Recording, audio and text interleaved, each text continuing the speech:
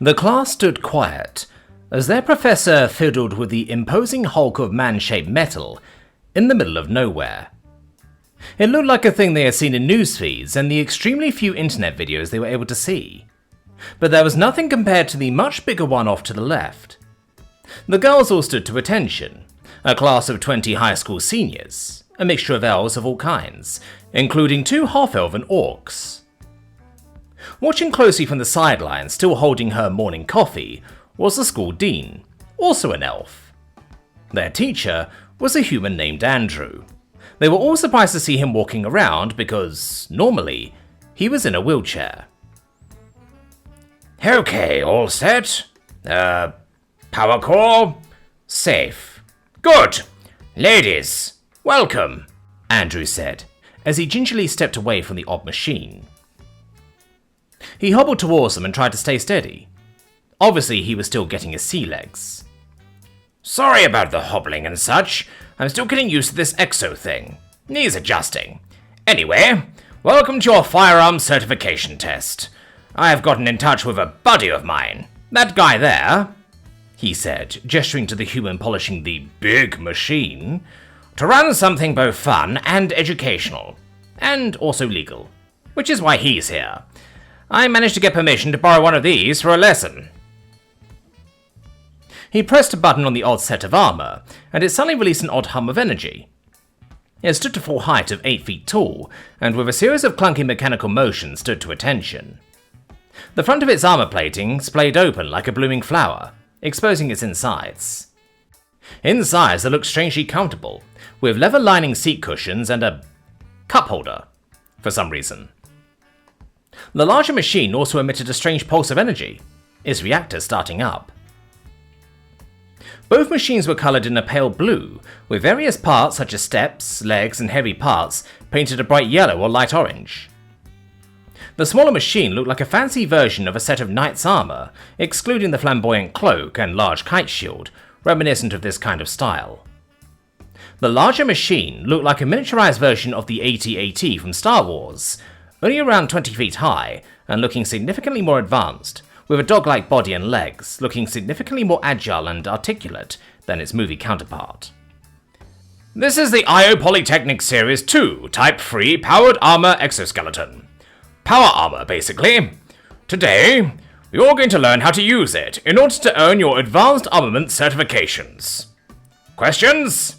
Andrew asked his class. The girls all looked at each other, concerned, scared, and confused. One girl, Liliani, a dark elf, raised a hand after a time. Why do we need an advanced armament certification, sir? Good question. Do you have any ambitions to join the fleet? Become an independent starship pilot or otherwise? If you do, an advanced armament certification is mandatory, if you intend on deploying any kind of spacecraft or advanced aircraft in any capacity. In short, this certification will allow you to use the big guns and starships, and other heavy-grade weapons. This will fast-track you to a career in spaceship ownership, Andrews said. The girl's eyes lit up with excitement. One girl, a wood elf named Amori, excitedly raised her hand. You mean if we get this advanced certification thingy, we're gonna go to space? She asked. Well, no. But it will mean you have completed Step 1 in getting a full pilot's license and other certifications you need to own or operate a starfaring vessel. This will fast-track progress if you want to be a Starship crew member. If you don't want to do that, though, the certification will allow you to engage in other various industries, including jobs in manufacturing, industry, weapons production, mining. There's a lot you can do with an advanced license, including being able to one day pilot that thing, Andrew replied, gesturing to the giant machine nearby. Some girls bit their lower lips or patted their feet excitedly at the concept. The youngest of the group, a short sprite elf, raised her hand. Yes, Kalia? You have a question? Yes, sir. Where's your wheelchair? She asked, tilting her head curiously. Oh, that. I forgot. Right. This is an exoskeleton, Andrew said, and walked to them so they could take a closer look. Andrew's body was covered in some kind of thin metallic skeleton of some kind, almost imperceptible at a distance. It was underneath his clothing, but there was enough of it he could show it off to them. It's basically the same technology as that powered armor suit, except... Andrew turned around to show them the cables and wiring poking into the back of his neck. This one is a sort of semi-implant. I finally got approved to use a prototype earlier this month. But anyway, I'll explain that better later. Time for you to do your work. Hey, Morty! They're good to go! Andrew yelled. The pilot that owned the big one jumped down with a loud thud on the ground and walked up to each girl, shaking her hand with a smile. Hello there, ladies! My name is Mortimer. I will be your certified instructor for today. Today I will be teaching you how to use the powered exosuit, and more importantly how to use its advanced suite of weaponry. Your teacher is going to have himself a sit-down, and I'll take over your lesson today, Mortimer said with a chuckle. I'd forgotten how exciting it was to walk everywhere, Andrew said as he sat in a chair. It'll take you a while to get used to it, Corporal. Just don't rest too long. Need to activate those new nerves and blood vessels you've got, Mortimer said, as Andrew chuckled dismissively. Mortimer brought his students close to the power suit and showed them how it worked. Kalia, the smallest of the elves, was volunteered for the job of sitting inside it and showing how everything functioned. I wasn't able to get any real approval for one of the more advanced models. Those things are very expensive, so this was the best I could get at short notice. Now, can anybody tell me how it actuates? Mortimer asked. The girls all looked closely at the machine, past their adorably small classmate, and took careful note of its interior. One girl raised her hand. Does it have something to do with all these dots that are all over the place? Is it something to do with the hexagon pattern? Correct! This is a principle we got from an old anime called Appleseed. The very same technology used for animation motion capture is deployed here to move the machine. Each of these dots in the internal hex is a small micro camera.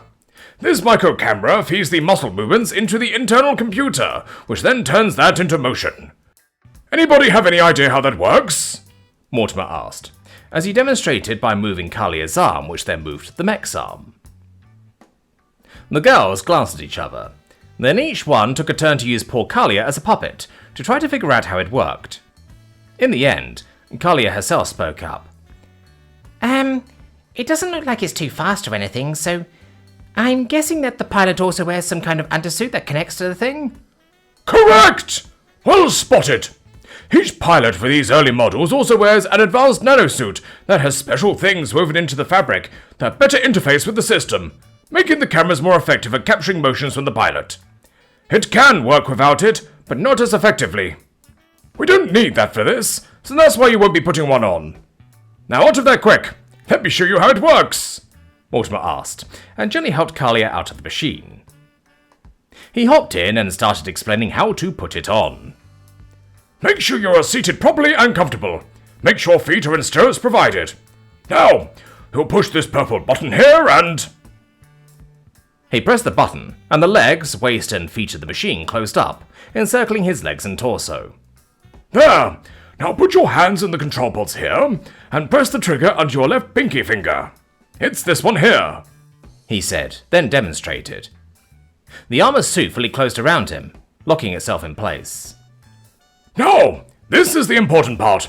Pay very close attention, okay? If there is an emergency, you yell out, "Eject!" he said with a loud shout. The machine immediately popped open and the plating parted. Then Mortimer popped out like the machine just acted like a pest dispenser. Just in case something goes wrong or you feel panicked, just yell "Eject!" The machine will effectively spit you out and you can go running.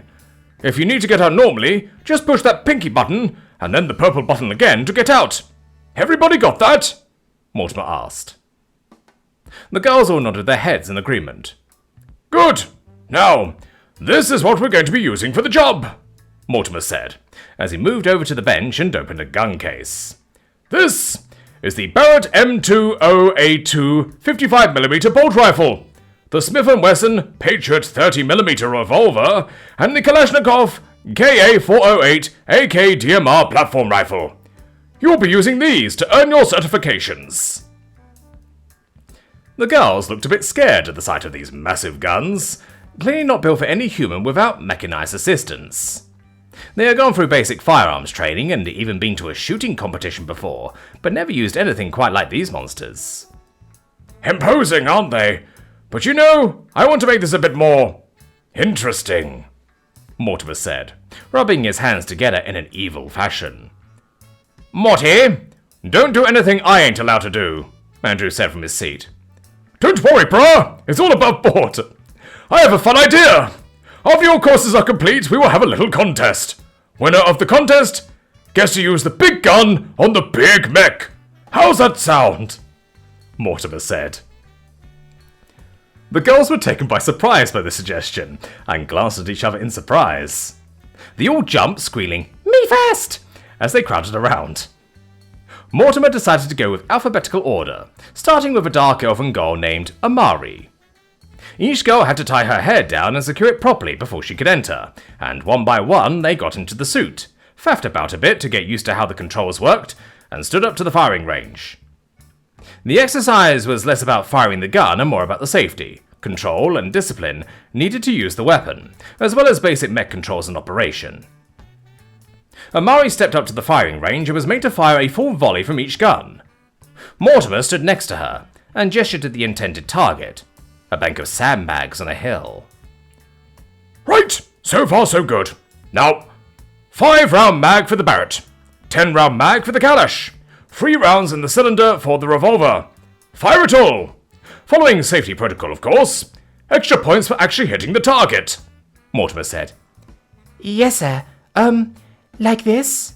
Okay, check sights, magazine loaded, ready to fire, check the perimeter, safety off! She yelled the last part, and readied herself to fire. The bulky machine was a bit unwieldy for the elf girl, and it took her a bit to get used to it. She fired off one shot, the blast echoing through the valley, and a puff of dust appearing in front of the muzzle. The bullet streaked through the air and blasted into the side of the mountain, 5 or 6 feet from its intended target. Gently now, take it easy.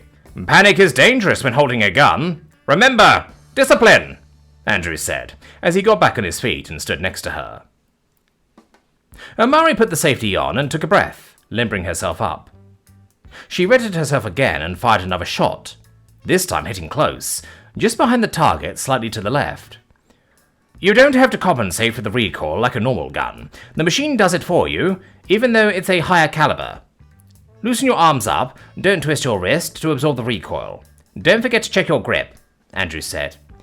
Yes, sir. It's a bit weird how this thing works, Amari said. I know. It takes some getting used to, but it looks like you have your range. Try again, Mortimer said. Amari readied herself again and fired a shot, this time hitting her target and releasing a puff of dust from the sandbag target. Her friends were unable to celebrate as she quickly released 2 more shots, both of which hit their target. Amari ejected the spent magazine and stood to attention, rifle down at her side. Good! Perfect discipline. Perfect safety technique. Good shots too. 3 out of 5. Not bad for a newbie. Now, the revolver. 3 rounds, Mortimer said. Amari nodded in response and put the rifle down, picking up the revolver. She loaded it, carefully, and checked her perimeter to make sure it's clear. She held the revolver with both hands, then cocked it ready to fire. She genuinely didn't think the gun had that much recoil, so it took her by surprise when it tried to kick itself out of her hands. She regained her composure and tried a different stance, using the machine's weight on the gun's handle to absorb the recoil. She fired 2 more shots, one of which hit the target. She ejected the spent casings and put the gun on the table. Very good. Got a bit iffy there at that first one, but you handled it well. Do not be afraid to change stances if you need to. Next, the DMR, Andrew said. She picked up the rather vicious-looking weapon and prepared herself to fire it. Mortimer directed her to lay down and use the bipod on the gun. Okay, don't have to hit any targets. This one's about control. Fire it full auto, and we'll see how you handle it, Mortimer said. Amari nodded and lay down, using the concrete platform they're standing on to stabilize herself. She readied herself, checked her quarters and made sure it was safe, then unleashed. 2 seconds later, the mag was expended, and she was gasping for breath from the shock. She stood up, put the gun down, then let herself shiver a bit as she came down from the adrenaline high. Very good! Amari made a good baseline. Let's see who can do better. The one who gets the most hits wins and gets to play with the big mech. So far, the score is 3-1-1. Let's do better, Mortimer said. The rest of the class all took their turn, with the shocking outcome of the sprite elf Kalia coming out on top, with a score of 4-3-6. Kalia was more than just a little intimidated at the sight of the gigantic beast as Mortimer lowered the access ladder to the cockpit. Andrew went up with her to act as supervisor, as Mortimer put her in the gunner's seat. Holy crap, this is fancy, she squeaked as she put her seatbelt on. It is, isn't it? Military versions are a lot more complex than this one. This one is a civilian-grade variant for sporting contests. Military versions are also a lot more heavily armored than Binky here, Mortimer said. Andrew and Kalia both looked at him with a crooked brow. Binky? Yeah, that's his name. So let me get into a good spot and you can see what he does, Mortimer replied. The machine reared up to full height, moving around exactly like a dog as its enormous steel fist slammed into the sand, and Mortimer expertly moved it into position in front of the firing target. Mortimer then showed Kalia how to aim. The entire head of the machine moved as it did, just like the head of a dog. We had an idea for something like this back in the late 1980s, from a movie series called Star Wars. It was called the AT-AT, All-Terrain Armored Transport. Damn beautiful beast. Good concept, but the movie version was too big, fat and clunky to be of any real use in combat. So we instead took inspiration from DARPA and Cambridge robotics programs. Same principle, different deployment. The entire head acts as a turret. Because of the whole design of the doggo, it's very articulate, Mortimer said, as he demonstrated his operation. Okay, wait. If this thing is so good, why do you use tanks and planes and stuff from back in the 20th century? If you got these, why do you still have tanks in service? She asked. Simple, Kettle. A standard army MBT costs around $1.2 million to build and maintain, with a combat life of 30 to 50 years in service. This magnificent beast has a price tag of $30 million and a service life of maybe 20 years. Andrew replied with a smirk. The number made her jaw drop, and she nearly choked on her own shock. Yes. Specialized equipment like this is made for special operations, or as a support vessel for less expensive, more numerous military operations. We don't deploy 100 of these things on the front line. In any case, here's what he's packing. A 240mm cannon, a twin-linked plasma bolter, and one 8-barrel minigun. I'll let you spend a full mag on each, and 10 seconds on the minigun, because ammo is pricey for this thing. Can't let you have too much fun, can we? Mortimer said, and readied the machine to firing position. Okay. So, if I can see this right, hold the joystick with your right hand to aim. Press buttons on the trigger to fire. Use that heads-up display screen thing to look what I'm shooting at, right? The two men nodded in approval, and Mortimer made sure to have his own hand on a secondary targeting system to make sure she didn't do anything silly or crazy. Kalia fiddled with it to see if she could figure it out, and eventually got used to the motion of the head. She lined up the targeting reticule on the sandbag target they'd been shooting at. Okay. I'm assuming no matter how big the gun, the procedures are the same. Ready to fire. Check the perimeter. Clear area. Safety off! She yelled the last words and gently squeezed the trigger.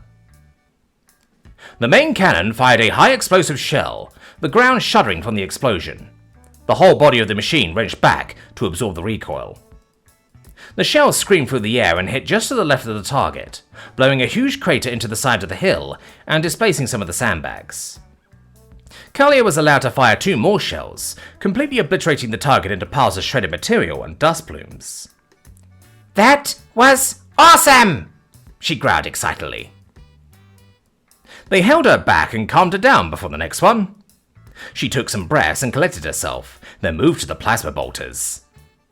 Lacking any target owing to her previous attack, decided to fire into the crater she left behind to make a bigger hole. The blaster sounded exactly like the AT-AT blasters, but left their impact points as blazing piles of molten glassy goop. She fired a few volleys of plasma bolts, turning the hillside into a strange mass of swirling semi-molten glass. Once again, her instructors had to calm her down before she went for the Gatling gun.